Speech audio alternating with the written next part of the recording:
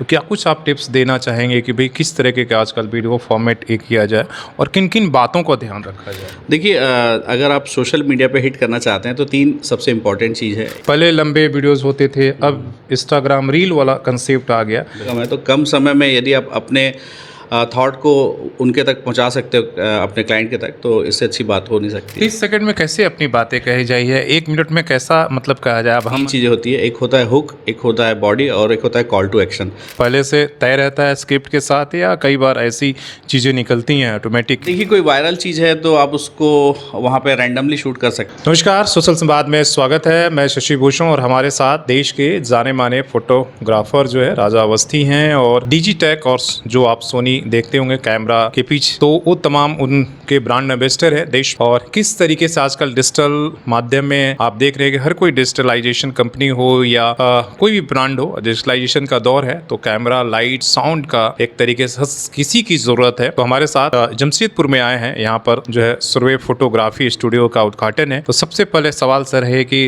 कैसे हम लोग भी इसी क्षेत्र में है काम करते हैं, सबसे बड़ी यही चिंता रहती है कि अच्छा से अच्छा वीडियो आए, आवाज अच्छी आए, तो क्या कुछ करना ऐसा होता है जो आप, इसलिए कि आजकल हर युवा, हर कोई जो है सोशल मीडिया इन्फ्लुएंसर है और हर कोई उसी पर काम कर रहा है। बिल्कुल, फोटोग्राफी और वीडियोग्राफी में क्या होता है कि लाइट और साउंड जो है ना वो बहुत ज़्यादा इंपॉर्टेंट है। और एक अच्छा कैमरा तो इम्पॉर्टेंट है ही है, लेकिन वो विदाउट अच्छे साउंड के और विदाउट अच्छे लाइट के उसका आउटपुट पॉसिबल नहीं है। और यहाँ पे जहाँ पर मैं आया हूँ सुरवे फोटोग्राफी में, सबसे पहले मैं आपके चैनल के माध्यम से उनको बहुत बहुत बधाई देना चाहता हूँ। और यहाँ पर का जो एटमॉस्फेयर उन्होंने जो सेट किया है, जो लाइटिंग सेटअप उनके पास है, वो काफ़ी अच्छा है। और मैं सभी फोटोग्राफर एंड सिनेमाटोग्राफर को यही बोलना चाहूँगा कि अगर आपको भी इस लाइन पे बहुत ऊपर जाना है तो आपको लाइटिंग के ऊपर बहुत विशेष ध्यान देना चाहिए। हर कोई आज सोशल मीडिया, यूट्यूब और फेसबुक पर काम करना चाहता है, वो वायरल होना चाहता है, इन्फ्लुएंसर बनना चाहता है। तो किस तरीके से, किस ट्रिक पर, इसलिए कि आप खुद इंस्टाग्राम और यूट्यूब पर इतना ज़्यादा आपको लोग देखते हैं, सीखने के लिए देखते हैं, तो क्या कुछ आप टिप्स देना चाहेंगे कि भाई किस तरीके के आजकल वीडियो फॉर्मेट एक किया जाए और किन किन बातों का ध्यान रखा जाए? देखिए अगर आप सोशल मीडिया पे हिट करना चाहते हैं तो 3 सबसे इम्पॉर्टेंट चीज़ है। एक है कंसिस्टेंसी, यानी कि जो भी आप डाल रहे हैं वो बिल्कुल लगातार हो।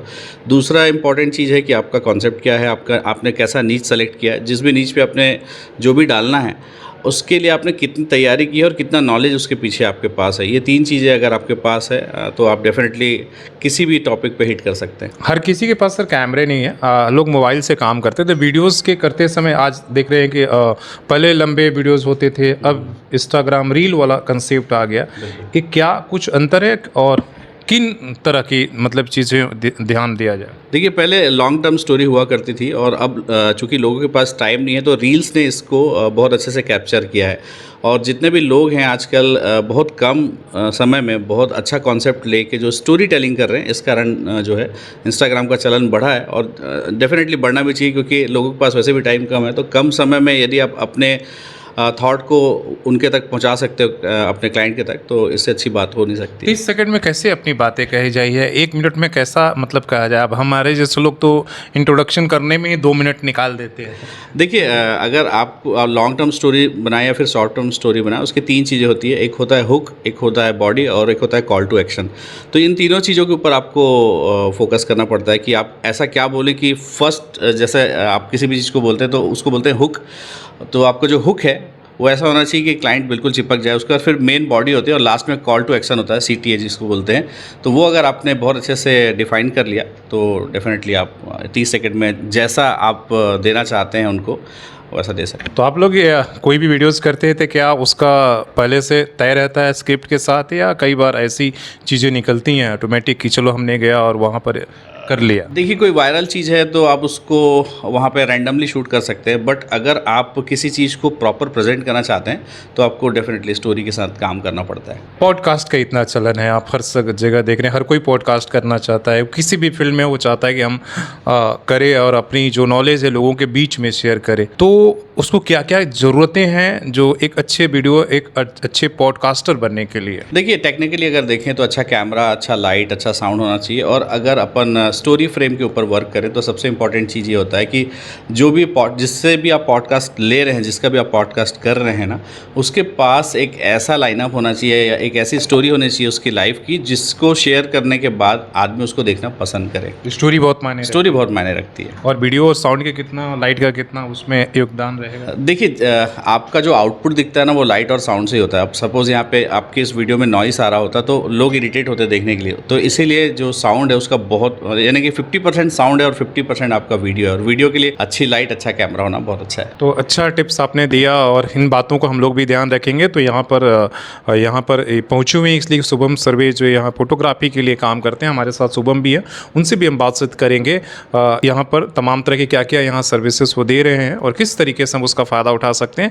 लेकिन जो टिप्स जो हम देश के जाने माने फोटोग्राफर, जैसे हमने कहा कि राजा अवस्थी जी ने दिया कि भाई एक अच्छे वीडियोस बनाने के लिए आप सोशल मीडिया इन्फ्लुएंसर हैं या आप रिपोर्टर्स हैं, तो जो काम हम लोग भी कर रहे हैं तो उसमें साउंड और वीडियोस का एक बड़ा इंपॉर्टेंस रोल है और इसलिए उसको नज़रअंदाज नहीं कर सकते हैं। जिस कंपनी को आप रिप्रेजेंट कर रहे हैं वो डिजिटेक हो या सोनी, डिजिटेक में हम लोग देख रहे हैं कि बहुत सारे चीज़ों को उन्होंने हम लोगों की पहुंच किया है, इसलिए कि प्राइस वाइज उन्होंने वो बहुत कुछ चीज़ें ऐसी जो लॉन्च किया जो जिससे बहुत लोगों ने खरीदने लगे थे। वो माइक का हो, पहले इतनी माइक महंगी होती थी कि हर किसी के बस की बात नहीं थी। लेकिन कहाँ अभी भी कुछ चीज़ें आप कमी रह जाती है जिसको लेकर लोग जिसमें कंपनी को और सुधार करने की गुंजाइश है। चाहे आप लोग कहाँ देख रहे हैं? देखिए मैं जहाँ तक मैंने देखा है कि डिजिटेक ने बहुत ईजी लोगों तक चीज़ों को पहुँचाया। आपने बिल्कुल सही बोला कि पहले इवन माइक की भी अगर ज़रूरत होती थी तो बहुत महंगे माइक आते थे, बट डिजिटेक जैसी कंपनियों ने क्या किया कि इसमें बहुत सुधार किया। मैं डेफिनेटली एक चीज़ बोलना चाहूँगा सभी कंपनियों को कि कोई भी चीज़ बनाए मार्केट में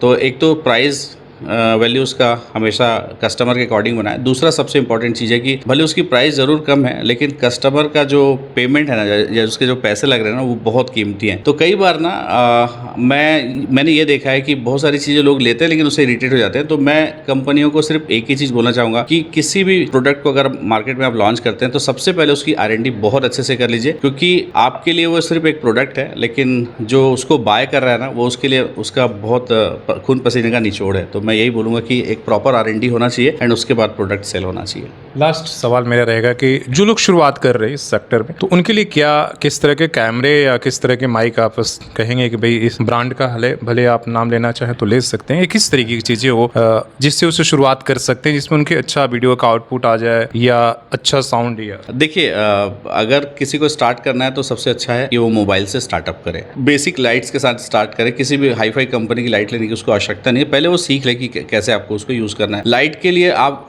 जो नेचुरल विंडोज़ हैं उनकी लाइट को बहुत अच्छे से डिफ्यूज़ करके यूज़ कर सकते हैं। तो अगर आपके पास पैसे नहीं हैं या बिल्कुल आपका स्टार्टअप है तो इसमें बिल्कुल खर्च नहीं करना चाहिए आपको, क्योंकि एटलीस्ट 30 वीडियोज़ जब तक आप लॉन्च नहीं कर देते तब तक आपको ये नहीं पता चलता है कि आपके वीडियोज़ चलेंगे या फिर नहीं चलेंगे। तो और आपका इंटरेस्ट भी उसमें है कि नहीं। तो कई बार क्या होता है ना कि जो कस्टमर होता है बहुत खर्च कर देता है, कंटेंट क्रिएटर जो होता है बहुत ज़्यादा खर्च कर देता है और बाद में उसको पता चलता है कि ये सारे पैसे यार उसके वेस्ट हो गए। तो मैं यही बोलूँगा कि पैसा वेस्ट करने से अच्छा है मोबाइल से स्टार्ट कीजिए, नेचुरल विंडो लाइट के साथ यूज़ कीजिए और उसके बाद अगर आपको लगता है कि अब आपके पास कुछ पोटेंशियल है, कुछ आपका ग्रोथ मिल रहा है तो डेफिनेटली फिर आप अच्छी लाइट्स के ऊपर ही खर्च। धन्यवाद बातचीत करने के लिए। क्या कुछ जो आपकी शुरुआत है वो क्या कंसेप्ट है जो स्टार्टअप आपने शुरू किया उसके बारे में थोड़ा बताइए। बस मैंने स्टार्ट किया ऐसे कि बेबी शूट के लिए ना कि प्राइवेट जगह नहीं होती है, तो मैंने उस स्टूडियो बनाया जिसमें आप आके अपनी बेबी शूट कर सकते हो, मर्टिटी शूट कर सकते हो। और पॉडकास्ट के लिए क्या है ना कि रेंटल स्टूडियो नहीं थी, तो मैंने पॉडकास्ट के लिए एक रेंटल स्टूडियो बनाया जो आप इजीली आके अपना पॉडकास्ट शूट कर सकते हो, यूट्यूब में बूस्टअप कर सकते हो।